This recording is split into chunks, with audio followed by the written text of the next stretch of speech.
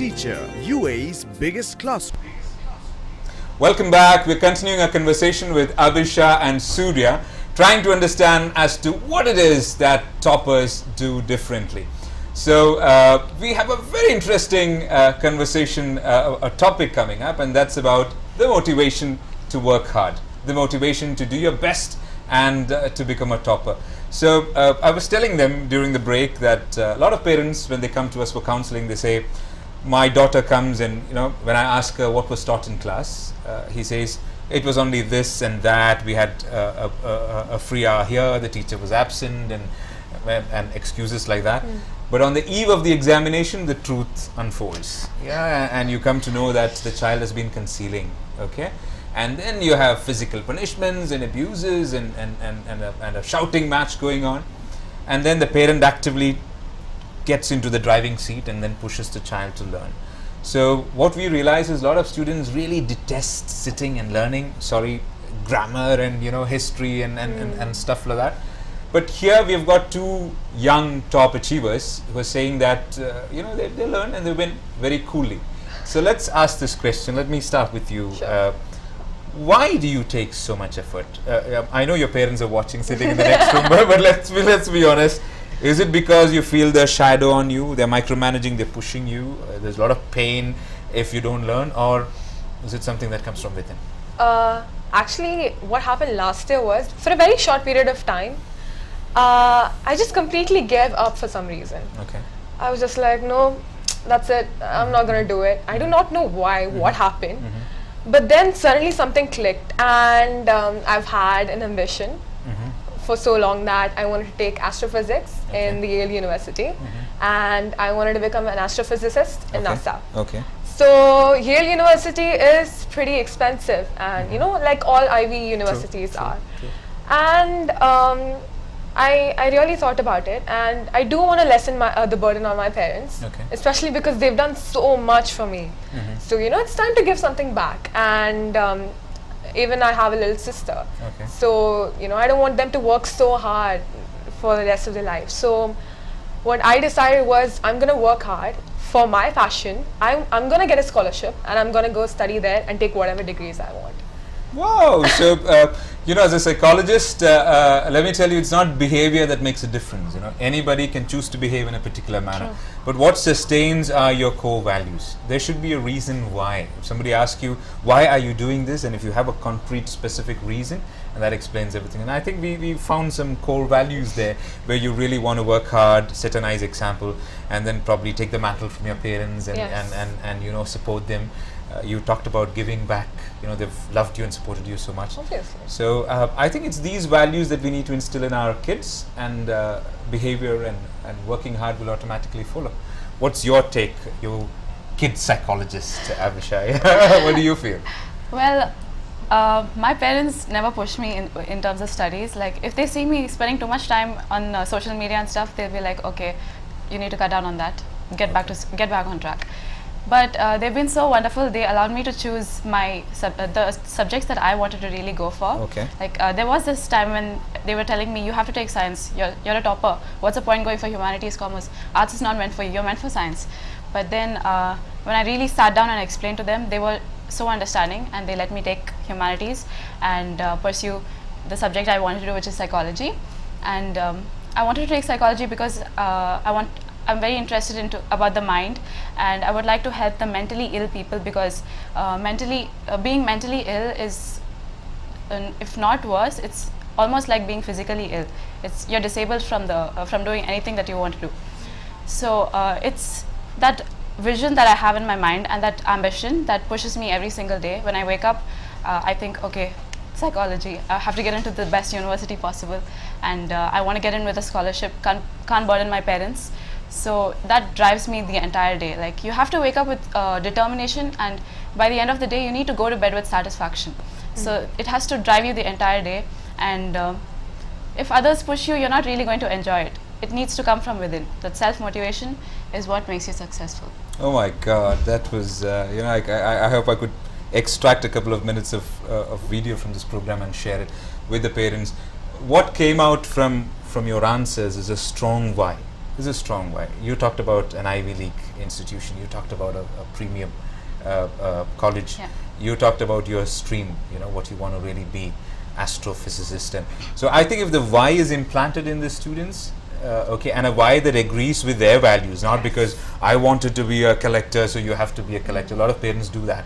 But if it really comes from within the students, and if you show them what they can be if they follow the dreams, then I think the fire starts burning, and then that leads to action. Yep. So I think, instead of pushing them to do their regular job, do their homework today, do that assignment today, now that's micromanagement. I think we need to step back and show them the bigger picture and tell them why. Where can you be? And if you don't do this, how you'll end up not achieving your dreams. Yeah. So, but what do you think? Do you have classmates who go through this, where parents are still pushing? Do you find them? Yeah, I find many students who are my friends in the science stream. Okay. They're like, man, why did I come here? I'm not meant to be here. This is wrong. I don't feel this. True. And they were really high achievers up till 10th grade. Okay. And right now they have no motivation, and they just don't know what they're doing. So I tell them that, okay, it's not too late. It's after school you can still pursue your passion, because science is open. Yeah, you can go for more. True. You can go for any subject. True. But then it is my advice to those all the young 10th graders and below out there, like, think about what you really want to do.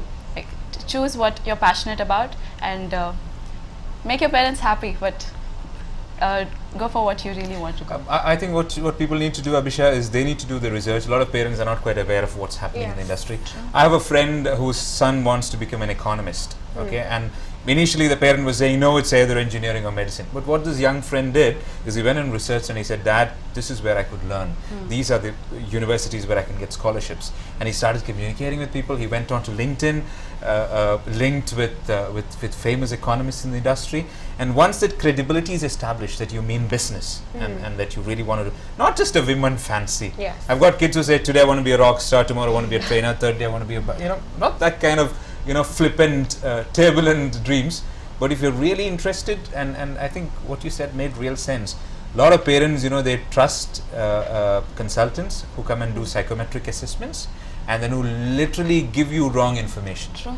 Because these are guys, I don't want to name anybody, they come in from a different part of the world, they don't know what's actually happening in this part of the world, and they tell you, this is the only stream.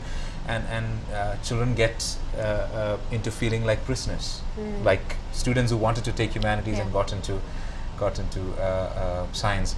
You talked about mental illness. I was just thinking, there's a study that says out of 4 people, 1 of them is mentally ill. Yeah.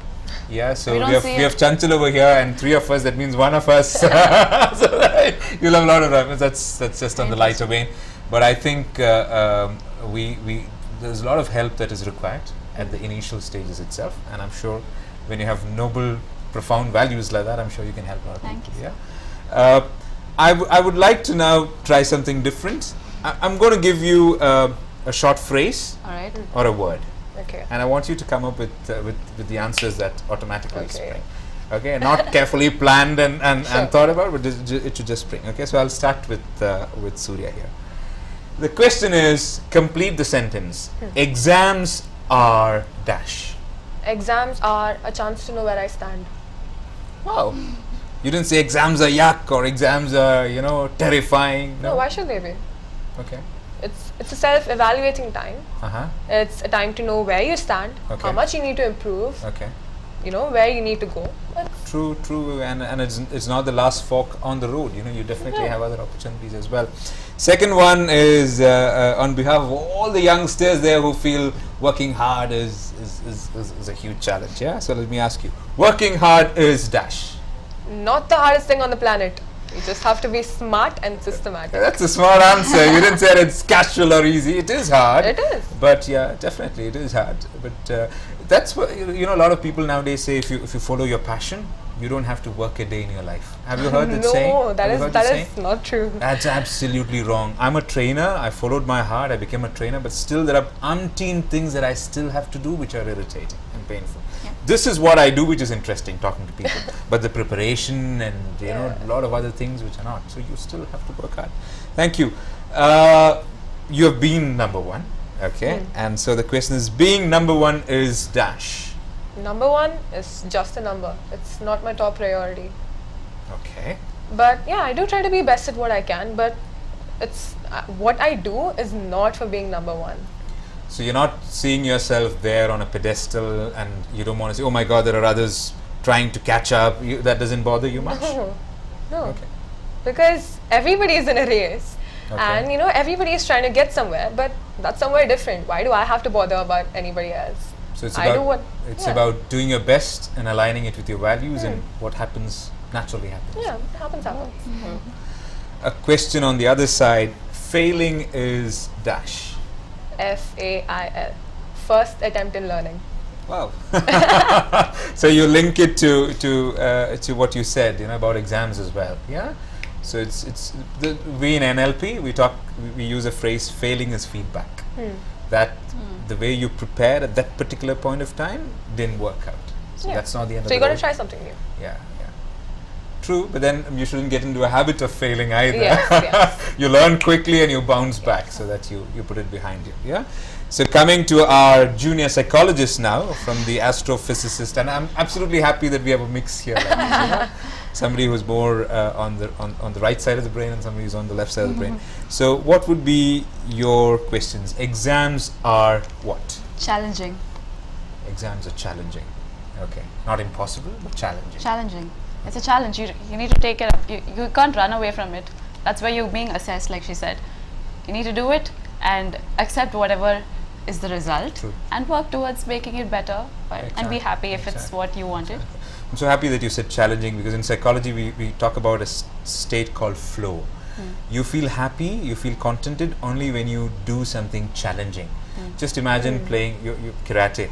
What sport, as sport captain, would I'm you? a track and field athlete. Track and field athletes. Suppose you're competing against someone who is probably way below your performance, or you're sparring with someone who's way below your performance. Would you be challenged, or would you be bored? No, bored. Yeah, bored. Absolutely bored, right? Yep.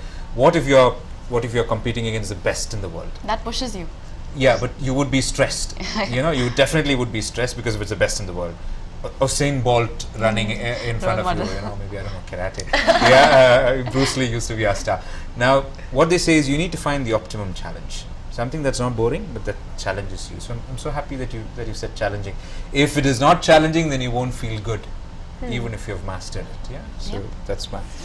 Working hard, Abhisha, is Mandatory. wow. True. There's no way out. Yeah, you need to do it. Like, it's a competitive world out there. You need to work hard, and you need to know where you stand, and keep working hard. It's mandatory. True. You're not going to get anything on the platter. Yeah. You have Get to out of work your hard. comfort zone. Exactly. I tell my young friends, if you learn well, it's like getting into the metro and then reaching a particular destination. Yeah. But if you don't learn well, it's like walking around the city. You don't know where to go, and you don't have any money on you. You stray, and you spend days. You might finally reach the destination, but why do you have to take all this pain? Work hard and zoom in. That's what you need to do. Being number one, Abhisha, is what? Not priority. Okay. I'm a competitive person. I do want to be number one in everything. But then, when you're not number one and you have a setback over there, you should not stay down there. Like, being number one is not everything, but being you is what is most important. You need to do you, like not be someone else. Because being number one, you think of one person in your mind, and you think, oh, I have to be that person, I have to be right there. But then, if you're not that person, there's no big deal. It's just be you, and you will get there, because being you is the best you can be. Can I ask you a very personal question? Sure. Being number one, you strive for it, and suppose you don't get it, heartburn and pain. Is that pain what is stopping you from saying I don't want to be number one? I know it's a personal question, but yeah. Not really. It's because it's not a priority that the pain is, not bothering me. There is some pain in it. Okay. Not gonna lie. If you don't get what you really want, it's going to hurt. But from experience, I've learned that it's not the end of the world. But if you don't become number one, there's so much more to learn. You learn from failing, and when you be yourself and do what you really want to do, you can be number one. 10 CGPA, you're number one anyway. Yeah, but then I'm just trying to say, what were the messages your parents were giving you when they were young? Were they telling you, be number one, be or else? I mean, was that the kind of conditioning that you came through, or did they just say, do your best, perform well? They actually told me why I should do what, what's important. They told me it's not important to be number one, no, but do your best, because these 2 years, especially 11th and 12th, you work hard, and then you can do anything you want, go into any university, rest of your life you do what you love, and then you live a peaceful life. Otherwise, there are people who haven't done well in 11th and 12th, and then for the rest of their lives they're miserable, they're cribbing about it. So, 2 years. 2 years compared to the rest of your life is a very short time. Very true. What's your take on this, Abhishek? Were you pushed to be number one, or? Yeah, there are times when I come home with awesome marks, and my parents are like, where's that? Okay, who got the highest in the class? I'm like, come on, this is awesome. I've done so well, like compared to the previous exam. Why are you asking me who got the best mark? And it'll be that I got the second one, and they'll be like, see, still you're not number one, you're number two. But after that it changed. In the recent years, they've been saying, just do your best. We know you're going for a lot of things, and we're really proud of who you are. Just do your best. Okay. I sort of, as a psychologist, I sort of agree and disagree, but I respect your opinion. Yeah. And if that's working for you, great. That's the way it should be. Now, this is I'm sure you've seen a lot of posts on Facebook saying, this guy dropped out and he's a millionaire. This guy never went into university and he's employing people who are MBA graduates and stuff like that. So, question to you is, you can drop out from college, okay, and you can still be successful. Yeah. Now, what do you think? I'll ask Abhishek first. Yeah. Okay. Being successful is possible even when you're a dropout. That's true, but it depends on many other factors as well. Not all those who are dropouts can be successful. Like, you need to have this competence and entrepreneurial intelligence within you, and you need to be able to take so many risks. When you go to college, you learn a whole new set of skills which will prepare you for later life. But when you're a dropout, you miss out on a lot of that. But then it is possible to be successful also, but it's very risky. For example, my dad is a dropout and he's doing business right now, but the path that he came through is not very easy. True. He started out very small. Like, he started a business with just 10,000 dirhams, and but he had so much belief in himself. He knew what he was doing, and he helped out his family so much. Like, he worked for so many years to help his sisters and brothers, which they were 8 siblings, and all of them got educated, but he didn't have his education. From 8th standard he dropped out because of financial constraints. But then he reached to this point where he's quite successful, and he's inspiring so many people because he believed in himself, and he took risks. He didn't go the easy way, and it's not going to be easy. It's tough. True. So what you're saying is, when there's a tried and tested path here, if you do your best, you work hard, and it's not impossible, you can definitely reach there. So your point is, why don't you try that? As a banker, I work in a bank. I know that more than 86% of startups fail. 86% of startups fail. So even if you have a brilliant idea and confidence, you still can end up nose down. So you have a tried and tested path, do that. But on the other hand, if you like Bill Gates, if you have a burning, Bill Gates didn't drop out because it was bad. His scores, his SAT scores is still unbeaten. He dropped out because he had such a brilliant idea and he was sure that it would work. Nowadays, everybody with an SLR thinks he's a smart, the world's best photographer.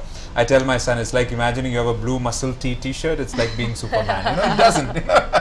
Doesn't work. It doesn't work that way. What's your take on this? Yeah, we do see many examples in front of us where people are really successful after being dropouts.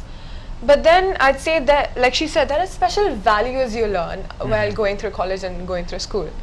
And if you have the opportunity to go to school or college, you should know that you are so lucky, because there are so many people who never get these opportunities. Very true. So when you have something, why would you want to throw it away? Just take it. If it's not working for you at all, and if you have something like Bill Gates, then maybe that's the right thing for you.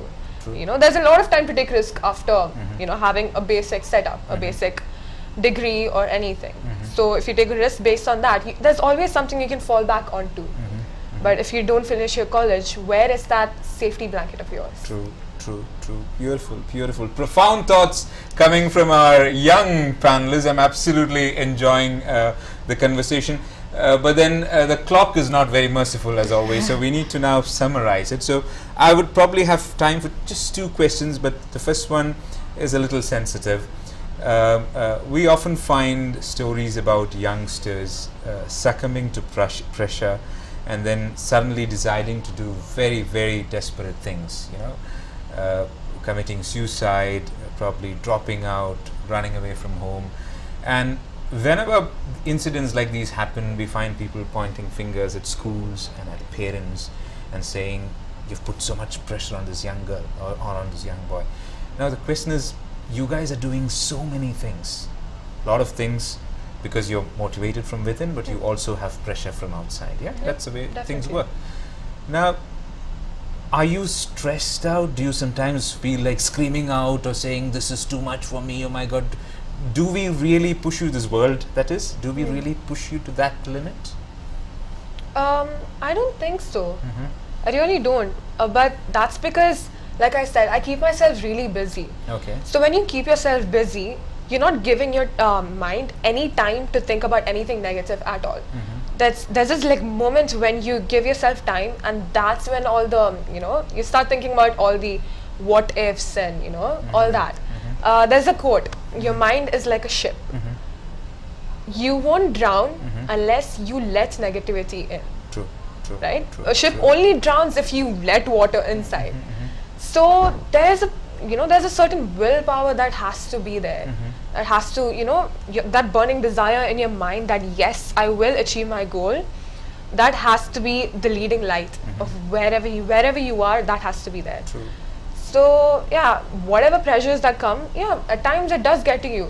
We're all human after all. So take a little time off. Cool down a bit, but then start working quickly. Before the time becomes too long. True. Thank you for that. Abhishek, what do you think? Well, there are many times when I come home complaining, saying there's so much to do, and my friends also, I keep annoying them with messages saying, you're not doing this, I'm doing all of this, I'm so pressurized. And at the end of it, when I'm reading through it, I just feel dumb. Like, I chose all this, and I put myself into this situation, and I'm complaining about it. So I think you need to be careful with your choices.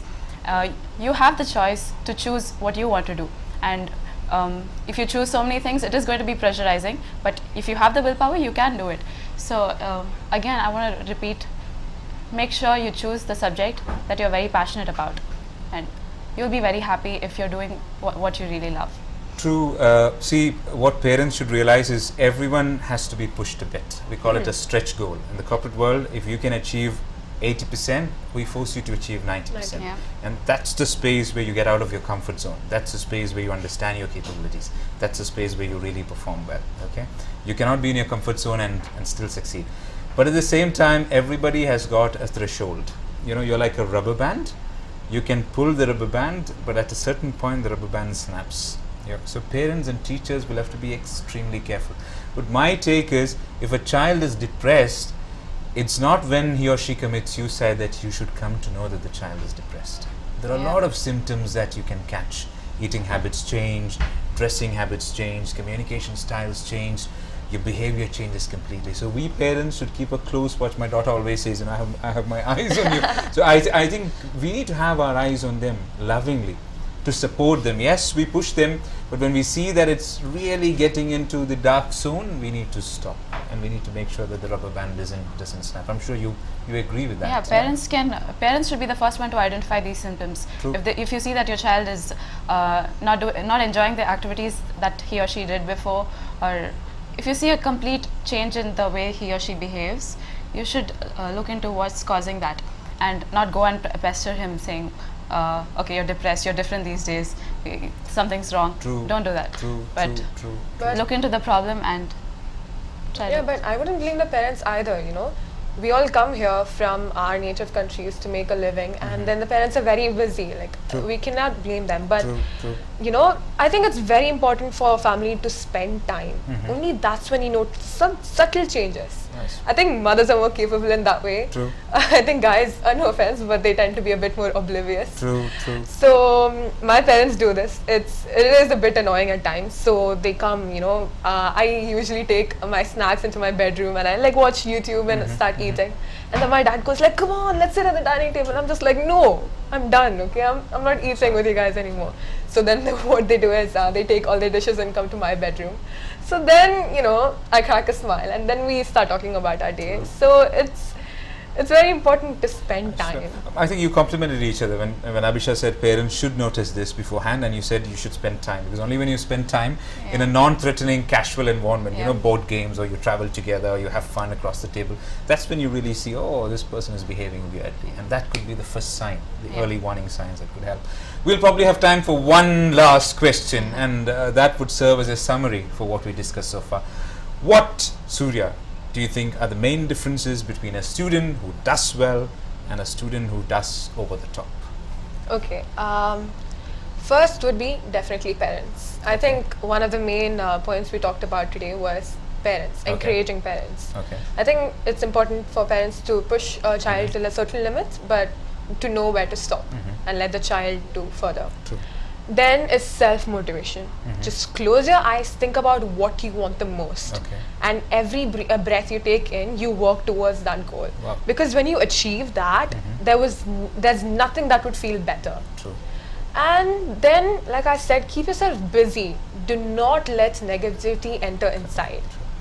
Because once it does, it's very hard to like clog it out and you may drown. And pearls of wisdom coming from our young panelists. What do you have to add? Okay, the very first difference between those who are very successful and not, it is they have a vision. Those who are successful have vision, and they don't just sit and dream, they work. They bring it out in action. And the second thing is that they work very hard, they're disciplined, and they have perseverance. Like when they fall down, they get back up, and they're disciplined in the sense that they do it consistently every single day. It's not a one-day thing. You don't get there in one day.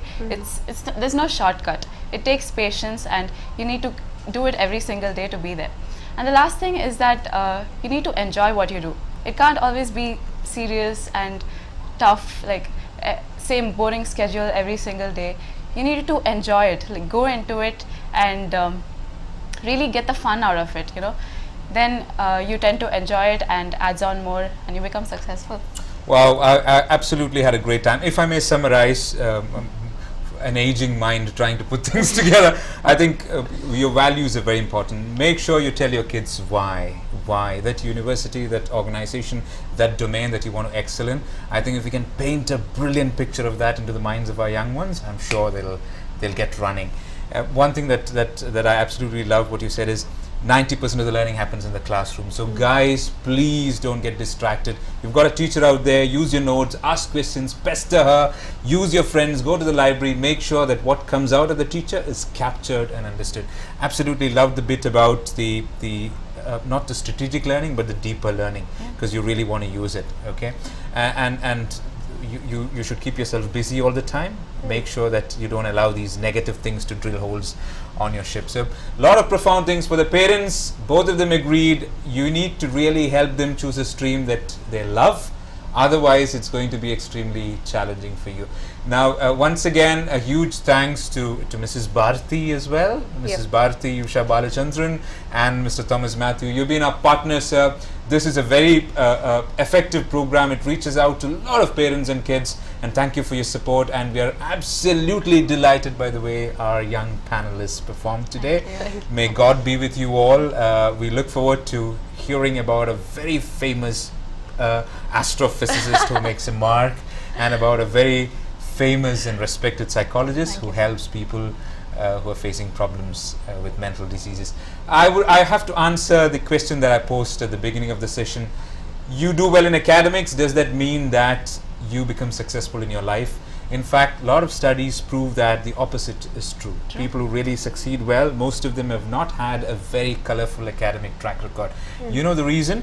Because this particular recipe requires few other ingredients. Many more, but some of the most important ones: your interpersonal skills, the way you connect with other people, the way you build trust, and the way you let others follow you. Second is your communication skills, your ability to persuade people, stand up there and get everybody to rally around you. And third would be your leadership skills.